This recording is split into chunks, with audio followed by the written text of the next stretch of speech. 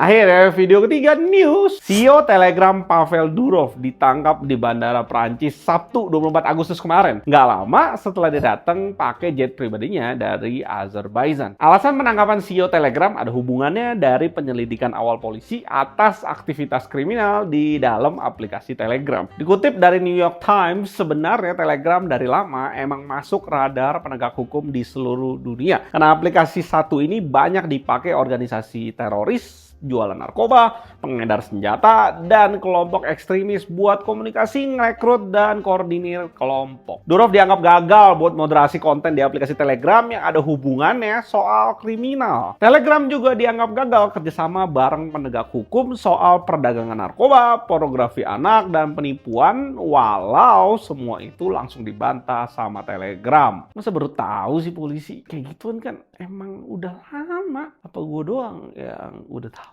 Pas ditangkap, Pavel Durov nggak sendirian. Dia lagi bareng pacarnya Julie Vavilova yang dianggap jadi penyebab polisi bisa nangkep si Durov ini. Itu semua karena Julie sharing kegiatan dia sama Durov selama jalan-jalan lengkap sama lokasinya di medsos. Ini bikin keberadaan Durov jadi gampang ketahuan. Di-doxing berarti sama pacarnya itu mah. Abis ditangkap, banyak reaksi pembelaan yang datang buat Durov. Salah satu datang dari Elon Musk. Lagi-lagi Elon. Si Elon langsung bikin hashtag Free Pavel. Dan dia juga ngebagiin wawancara lama Durov sama jurnalis Amerika Tucker Carlson. Dalam wawancara itu, intinya Durov bilang kalau Telegram adalah platform yang netral dan nolak permintaan dari pemerintah untuk ngelakuin moderasi. Di tweet lainnya, Max juga bilang kalau penangkapan Durov ini tindakan yang melanggar kebebasan berpendapat. Setelah 4 hari ditahan, bos Telegram akhirnya dibebasin. Tapi ini nggak cuma-cuma, dia harus bayar jaminan 5 juta euro atau sekitar 85,78 miliar rupiah.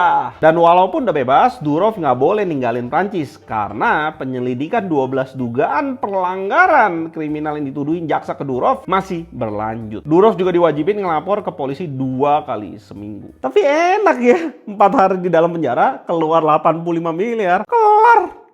Orang kaya, orang kaya. TV 3 dimensi yang sempat ramai di 2010 yang akhirnya berhenti produksi 2016 lalu, tapi di acara Gamescom 2024, Samsung kenalin monitor gaming terbarunya mereka, sebutannya 3D Odyssey. Samsung 3D Odyssey ini nawarin para gamers buat main game 3D tanpa kacamata. Kita juga bisa ngubah mode dari 2D ke 3D dengan mudah sesuka kita. Seri ini gunain teknologi pelacakan mata dan lensa lenticular untuk menciptakan ilusi kedalaman 3D. Konsep ini pertama kali dipeloporin Nintendo lewat konsol 3DS yang per tahun ini layanan game online-nya udah ditutup. Beda dari Nintendo, Samsung 3D Odyssey punya teknologi pelacakan yang jauh lebih canggih yang ngemungkinin layar terus-terusan ngecek posisi mata pengguna untuk mastiin gambar tetap enak dilihat. Hadir dengan 2 pilihan ukuran 27 dan 37 inch dengan panel QLED 4K dan kecepatan refresh 165 Hz. Gue tahu nih kebiasaan Samsung kalau teknologi baru kayak gini ya pasti harganya ntar gila-gilaan dah. Speknya juga pasti biasa. Kabarnya 3D Odyssey ini bakal rilis di akhir tahun 2024. Ya gue cukup skeptik sih bakal menjadi something. Tapi semoga ada kesempatan buat nyoba. Setelah OpenAI ngeluarin Sora yang rilis Februari lalu, ByteDance lewat anak perusahaan Faceo Teknologi juga ngeluncurin AI text to video yang dinamain Cimeng.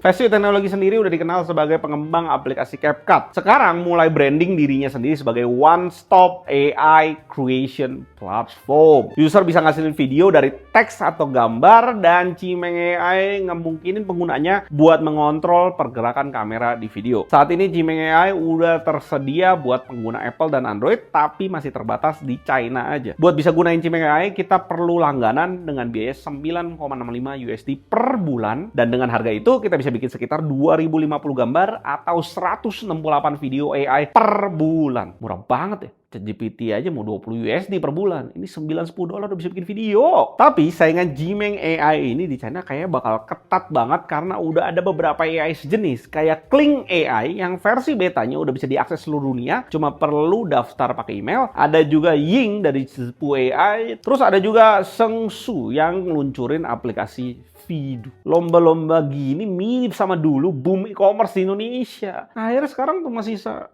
1, 2, 3 doang paling. enak lihat mereka bunuh-bunuhan. Kita masuk lebih spesifik soal saingannya Cimeng AI, Kling AI. Setelah sebelumnya cuma terbatas di China, akhirnya Kling AI versi 1.0 udah resmi bisa diakses secara global, tapi masih beta. Kling AI ini ngedukung user buat bikin teks jadi gambar dan teks jadi video. Buat pakai Kling AI cukup daftar pakai email, terus habis daftar user bisa dapetin 66 kredit harian gratis yang bisa digunain buat bikin video. Nantinya setiap satu video yang dibikin bakal motong 10 kredit. Di Kling AI kita bisa bikin video sampai 2 menit yang resolusinya udah HD. Model ini gunain teknologi rekonstruksi 3D canggih buat bikin gerakan yang lebih alami di objek manusia dan hewan. Kecepatan Kling AI buat ngasilin video juga nggak bisa diremehin. Rata-rata butuh waktu 5 menit per video yang durasinya 5 detik di 30 fps. Pas video udah jadi, Kling AI juga ngasih 3 pilihan. Buset, keren banget. 3 pilihan resolusi ke user. Format yang 1:1, landscape 720p dan mode portrait 720p. User juga dikasih kebebasan buat milih gerakan kamera mau statis, horizontal, vertikal, pan, atau tilt. Gila sih nih, lengkap banget. Di update kedepannya, Kuaishou pengembangnya Kling AI kabarnya bakal implementasiin banyak fitur canggih. Mulai dari mode Full HD, durasi pembuatan video yang lebih panjang, sampai tambahan berbagai gerakan kamera. Sekarang masih gratis, lu bisa pakai sepuasnya, bikin email aja terus. Nantinya akan ada program langganan buat dapet kredit harian. Kling AI ini saya nggak support tanpa benang, kayak yang di Grok 2.0 punyanya Elon. Sayang banget. Belum lama ini peneliti dari Asset nemuin malware yang disebut N-Gate. Malware N-Gate ini banyak nyerang pengguna Android. Nantinya HP Android yang udah kemasukan malware ini bisa ngambil data di kartu ATM atau kartu kredit yang dibaca lewat NFC. Makanya disebut N-Gate atau NFC Gate. Buat masang malware-nya, penjahat bakal pakai cara phishing kayak ngirim SMS berbahaya, telepon otomatis buat ngelabuin korban supaya install aplikasi yang di dalamnya udah ada malware N-Gate ini. Penjahat bakal bilang ke korban kalau aplikasi ini adalah pembaharuan keamanan bank yang terbaru. Aplikasi ini nggak minta izin apapun saat diinstal, tapi nantinya aplikasi ini bakal manfaatin celah dan kelemahan API dari browser yang digunain buat ngejalanin aplikasi. Dan aplikasi ini bakal bisa akses komponen hardware kayak NFC, kamera, atau sensor lainnya tanpa izin. Canggih banget! Setelah diinstal, malware-nya ngaktifin komponen open source yang disebut NFC Gate. Dan NFC Gate ini bisa kumpulin data NFC dari perangkat, ngirim ulang data tersebut, muter ulang data yang udah diambil, sampai cloning data ke perangkat lain. N-Gate ngegunain ini buat nangkep data NFC dari kartu pembayaran yang ada di dekat perangkat yang terinfeksi, kemudian nerusin data itu ke perangkat penjahat secara langsung atau lewat server. Yang nyerang bisa nyimpen data ini dan gunain buat ngelakuin pembayaran secara contactless. Apple bekas digigit bisa makin kaya kalau nggak segera diberesin Google celah ini nih. Dunia games kayaknya lagi digemparin sama game Black Myth Wukong. Orang-orang sebutnya BMW. Gimana nggak? Dari pertama rilis dari tanggal 20 Agustus kemarin, game ini udah mecahin banyak rekor. Jadi game PS yang paling laris sepanjang masa dan kejual 10 juta kopi dalam 3 hari game ini